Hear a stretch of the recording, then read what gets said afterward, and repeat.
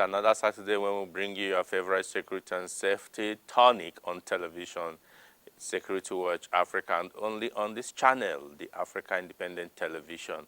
Welcome to your program. My name still remains Patrick Abambo. Last week on this program, we had a studio guest who will also be joining us this morning to look at the issue, another topic again. Last week, we looked at security in the southeastern part of Nigeria. This week, we'll be looking at security in the Federal Capital Territory. A lot of things have been said about the security situation in the Federal Capital Territory known as Abuja. We need to look at what is really happening and what has been done, or how can it be improved, because people have said if Abuja is the seat of power for Nigeria, why is there insecurity? And I will take our minds back to pre-2015 when Abuja became like a hell because insecurity was everywhere. But towards the end of 2016, down to the recent times, Abuja regained this pride of place as the safest territory in Nigeria. But today, that question is now questionable, I must say, because people are so afraid now. But I'm sure that the security forces and all those who are involved in security are doing everything to ensure that the people are safe. And the people also has a lot of role to play. We'll have a report from the streets of Abuja on what people are saying about the security in the Federal Capital Territory. But let's go to the Army headquarters, where Shuli Daniels brings us a report of the Chief of Army Staff recent visit to the northeast of Nigeria. Building on the improved security in the southeast, the Chief of Army Staff, Lieutenant General Taoreed Abiodun Lagbaja, visited the 81st Division of the Nigerian Army in Enugu State, where he spoke and interacted with the soldiers. Are you good to go? Are you ready? The visit was geared towards making sure that troops maintain their tempo in the fight against insecurity in the southeast states. During the visit, the Army Chief informed the troops that he is aware of the challenges they are facing and promised them that their welfare will continue to be a priority under his leadership. I've come to visit you in 82 Division because this is a Zoom office as the Chief of Army Staff. I've not found the opportunity to be here. And that is why I've come today, to see you and look around and see your living conditions and other areas that affect you and your families. The GOC has briefed me on your operations, your training, and other activities that you are engaged in. He has also briefed me about the challenges that confront you and your families. Even without being briefed, because I was the former General Officer commanding 82 Division before, I know about the challenges in Abakpa Cantonment, in Okunanu Barracks, and all the barracks and cantonments spread across 82 Division. So this afternoon, I want to assure you that in line with my command philosophy, one of the pillars of which is sound administration, the Army High Command is poised to carry out massive renovations in our barracks. Is that clear? Yes, sir.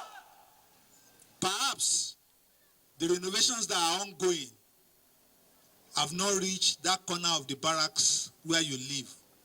Please do not fret. It will definitely get there. It may take a little while. We are also addressing challenges that affect your families. So we are talking about schools, our command secondary school, our command children's school. We're talking about water supply in our barracks, electricity, and even the welfare of our departed colleagues. Mr. President has taken it upon himself to address the backlog of group life assurance. You must have heard it over and over again that he has approved the payment of the backlog of the group life assurance claim to the families of our departed colleague. It has been outstanding since 2011, so he has approved 18.4 billion naira to clear that backlog. That will be done. General Lagbaja, while charging them to remain loyal and dedicated, warned them to stay away from illegal duties. To whom much is given, much is what? So, my charge to you this afternoon is that you remain loyal, you remain disciplined, and you remain dedicated. Your loyalty is to the Constitution of Nigeria and the government of the day. Is that clear? Yes, sir. Don't be swayed by whatever you read in the social media or what have you. Don't allow dissident group or criminal elements to indoctrinate you. You must remain firm, you must remain committed, you must remain resolute, and you must remain loyal to our Constitution. Is that clear? Yes, sir.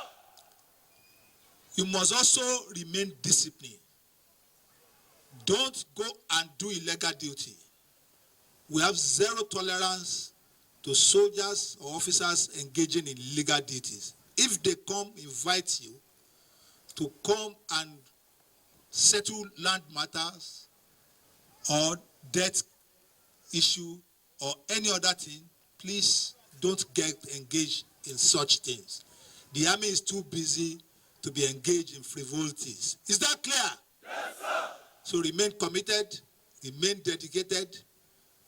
All challenges, channel them through the appropriate channels, and we will address them. Is that clear? Yes, sir. With me, turning colors, exercise begin. 1, 2, 3, 1. An excellent leader, they say, raises the bar and inspires others in achieving the most that is possible. Shirley Daniels, reporting for Security Watch Africa.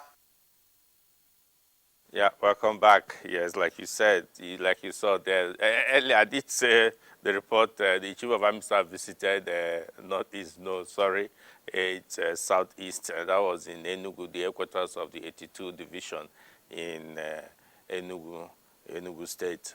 And like you heard him say there, he was a GOC in the 82 Division, so he knows all the areas, the 6 states under that division. He knows it very, very well. Yes, like I said, today we'll be looking at security in the Federal Capital Territory, popularly known as Abuja.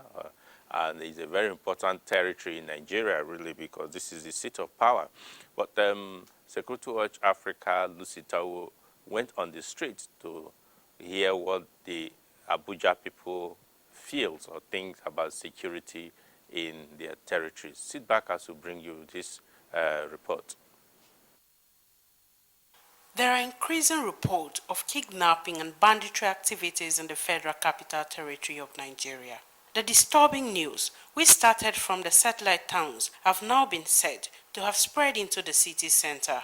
Security Watch Africa crew was in the streets of Abuja to find out if citizens feel safe in the city, and they have this to say. Abuja now is no longer safe. I know of a friend that have been kidnapped. I know a family that have been kidnapped. I have known a lot of kidnapping issues disturbing all the part of Abuja. It's like nobody is safe. It's like nobody is safe now, because I'm hearing that even here in Secretariat that there was a kidnapping case yesterday in this Secretariat. So I don't know which place is safe now. I feel safe because security is a collective responsibility of everyone. I have to secure myself first before even government can come into. Because governments are not everywhere. I have a friend who victim in Buhari.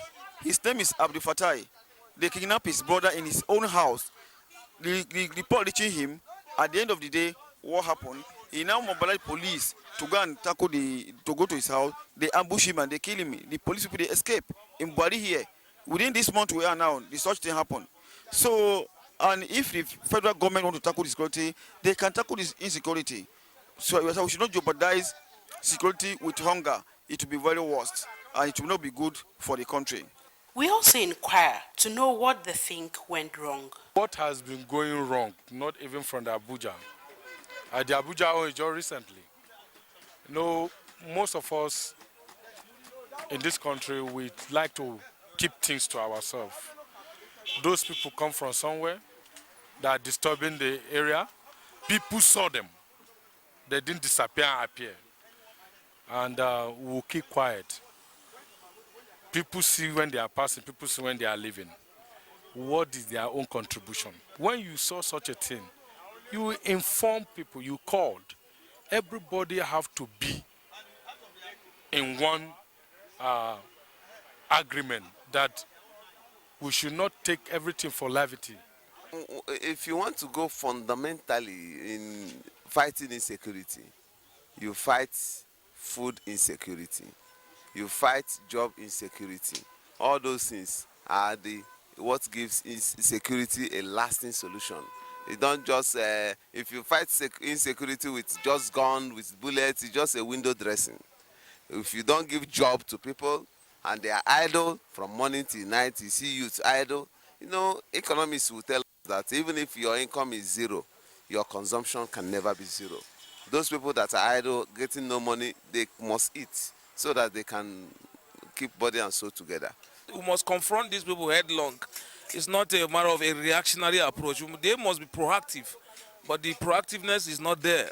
It's only when they attack, they say we're on top of the situation, and you don't even see what kind of on top of the situation they are. It's just more like a propaganda they are doing to us. We're on top of the situation, calling meetings and meetings. That does not solve these things. As a city which hosts the President and Commander-in-Chief of the Federal Republic of Nigeria and all senior security heads is now again experiencing heightened insecurity, and most Nigerians are worried for their lives. To arrest this situation, the government, security agencies, particularly the Nigerian Police Force, and citizens must work to ensure that security is provided for the people. Lucy Tao, Security Watch Africa, Abuja. Welcome back, providing security for the people. And that is what we are doing here, trying to provide that needed information you need to keep your life safe and secure. Yes, my guest is already seated here. I'm talking about Chimezie Anyadike. It's a pleasure to have you back. Like you know, he's a social commentator and already becoming a security analyst gradually. It's a pleasure to have you in the studio once again. Yes, last week we talked about security in the Southeast. You know, it's like security in Nigeria, actually, like we used to say, security is fluid and it's dynamic. It changes. You know, the way from the Northeast, we start experiencing North Central, Northwest, Southeast, then now the Federal Capital Territory is having its own fair share. What do you think is happening in the Federal Capital Territory? First and foremost, one of the major factors that has contributed to heightened fear over insecurity is nothing but misinformation and then social media. When we were young, I, for one, when I was still a toddler, okay, not a toddler, I think I was in primary 1 or so, I actually survived an attempted kidnap. You know, when people just walk up to you, want to give you sweets and then ask you to follow them and all of that. I imagine if this thing had happened in this age and time, you know, I would have blown it up, and then parents would start saying, you know, do this, don't collect this kind of sweets, don't buy this kind of sweet and all of that. So I think the biggest challenge is misinformation, information management, and what is currently happening in the FCT, in Abuja specifically, can also be, you know, can also boil down to a little bit of laxity on the part of our security agents. Some months back, if you are driving through the streets of Abuja, of course, you would always find checkpoints at some of these very poorly lit areas, you know, on the major or some of the street roads and all of that. But in the past, since the beginning of the year, you can drive for hours, you know, drive through all those spots where you usually find checkpoints, and you would hardly see any any security post there or any checkpoints there at all. So I think this is what these guys have observed and capitalized on to carry out some of these nefarious acts, you know. So what I essentially think is that they just observed a little bit of laxity on the part of the security agents and then decided to capitalize on it, and knowing full well that the news would blow out there will be a lot of fear-mongering and all of that. So these are the two major things I think are happening currently. A little bit of laxity and then the misinformation angle.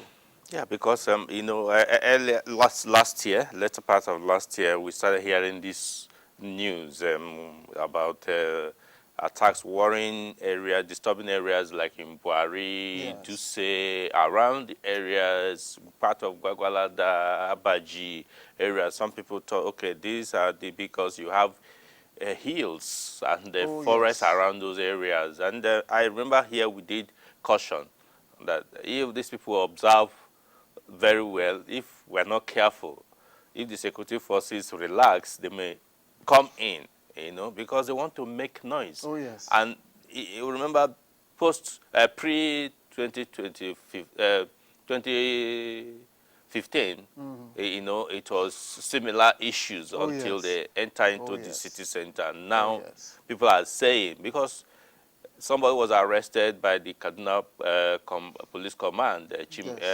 Chinaza, you know, and he resides inside Abuja, and he had kidnapped somebody inside Abuja.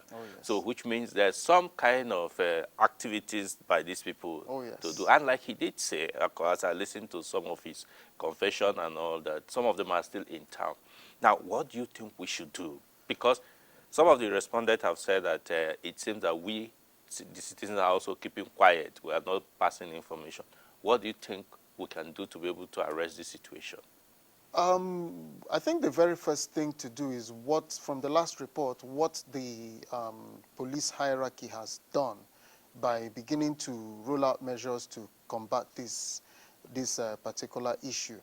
I think just the presence of heightened, increased checkpoints, manning some of these arterial roads into and out of the city and within the city center can go a long way in mitigating the attempts of some of these criminals, you know, in attempting to carry out some of their activities. Just the presence of, you know, police officers along the streets, checkpoints, and all of that, because it would be more difficult to ferry out any kidnapped victim or anybody that was abducted through if there are multiple checkpoints and all of that. Then also I think there has to be a proper, I don't know if they have that, I can't assume that they don't have, but a proper understanding and mapping out of the topography of the city so that they will be able to understand flashpoints or bases where some of these people hide out in some of these hilly terrains and forests in and out of or around the city